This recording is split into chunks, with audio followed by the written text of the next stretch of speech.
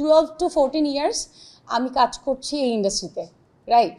ভালো খারাপ সব কিছু মিলিয়ে আমি কাজ করছি, কিন্তু আমার কাজের জায়গাটা কিন্তু আমি ধরে রেখেছি। আপনারা আমাকে বলেন, এই first legal notice film, legal notice and মামলা, এই বিষয়গুলো কবে উঠে আসে? আমি যেদিন আমার ফিল্মের শুটিং শুরু করি তার এক্স্যাক্ট সেকেন্ড ডেতে আমি লিগ্যাল নোটিস পাই। তার 5 দিনের 6 দিনের মাথায় আমার নামে মামলা হয়ে যায়। আমরা একটা কথা বলি না, যদি আমরা কেউ উপরে উঠতে থাকি, পিছনে কিছু মানুষ থাকে যারা উঠতে পারবে না, তারা পিছন থেকে টেনে ধরে। I fail the same way. So আমি কি, যেহেতু আইনের ব্যাপার এখন আইনের হাতে আছে, আমি আইনের সাথে আমি আসলে ব্যাপারটা নিয়ে ফেস করে দেন আপনাদের সাথে কথা বলতে চেয়েছি। আমার কি ইচ্ছা হয়নি যে কি ঘটেছে না ঘটেছে আপনাদেরকে একটু বলি? আচ্ছা, 13 বছর 14 বছর ধরে ইন্ডাস্ট্রিতে কাজ করছি, একটা অনলাইন শপের 27,000 টাকার শাড়ি মেরে দেওয়ার জন্য? সঠিক প্যাড আর সঠিক তথ্য দিয়ে এসব সামলে নিব এক হয়ে।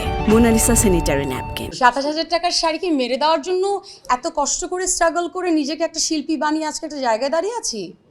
একটা ইন্ডাস্ট্রির একটা মেয়ের কাজ করা বা যে কোনো পুরুষতান্ত্রিক সমাজে কাজ করা, ইট ইজ আপনাদের কাছে কি মনে হয় অনেক সহজ কিছু?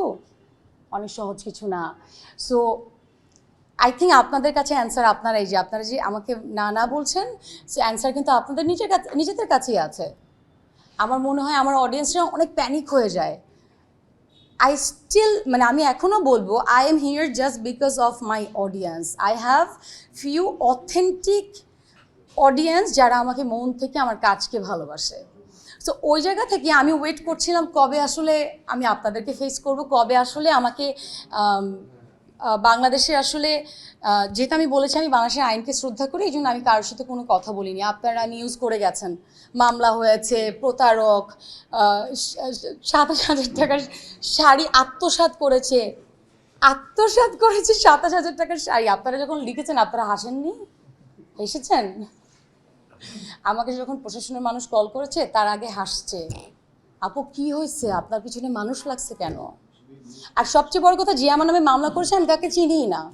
আমার সাথে কথা হয়েছে একজন আইনজীবীর সাথে, যিনি কিনা একটা শাড়ির অনলাইনের ওনার। আমি তো তাকে দেখতেই পাচ্ছি না এই মামলার মধ্যে। I am talking too much now. So এই কথাগুলো আমি বলতে চাই না এখন। আমি আইনকে শ্রদ্ধা করি। আমার কাছে এতটুকু আমার মনে হয় সত্যর উপরে কিছু নাই।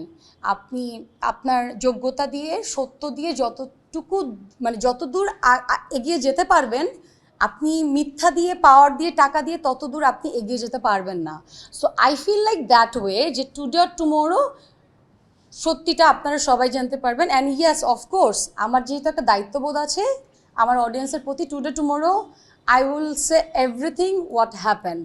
সো আমি যে আইনের প্রতি শ্রদ্ধা রেখে এখন আমি আর কিছু বলতে চাচ্ছি না। Thank you. কেন করবো না? আমার বাংলাদেশের আদালত আমাকে সমন দিয়েছে, আমি কেন যাব না? আমি একজন বাংলাদেশের নাগরিক, আমাকে সমন দিয়েছে, তাদের কোনো কিছুতে মনে হয়েছে আমার যাওয়া উচিত, ডেফিনেটলি আমি যাব। I will face. আপনাদের কোনোদিন মনে হয়েছে আমি কোনো কিছু ফেস করিনি? যদি কোনো বিষয় নিয়ে আমি কথা বলিনি এরকম যদি হয়, তাহলে আমি চাইনি যে I don't have to talk about this topic because this is my personal topic. আমার এখন ঘরে আমি আমার মার সাথে কী কথা বলছি এটা আমি আপনাদের সাথে শেয়ার করতে বাধ্য না তো। So that's why I am saying I am that kind of person, human being and artist. আমি ফেস করতে পছন্দ করি because I work here for my ability. 5 আঙ্গুল কিন্তু সমান হয় না। আচ্ছা, ডেফিনেটলি এনিওয়ে, কেন এতগুলো কথা বললাম জানি না, বাট হ্যাঁ, টুডে টুমোরো যেহেতু এই জিনিসটা হয়েছে, আদালতে যাওয়ার পর বা আগে যখনই আমার সময় হবে আমি ডেফিনেটলি আমি আমার দর্শকের জন্য হলো পুরো ব্যাপারটা আপনাদের সাথে শেয়ার করব, যে কিভাবে কি হয়েছে বা কেন হয়েছে, কেন করছে এগুলা।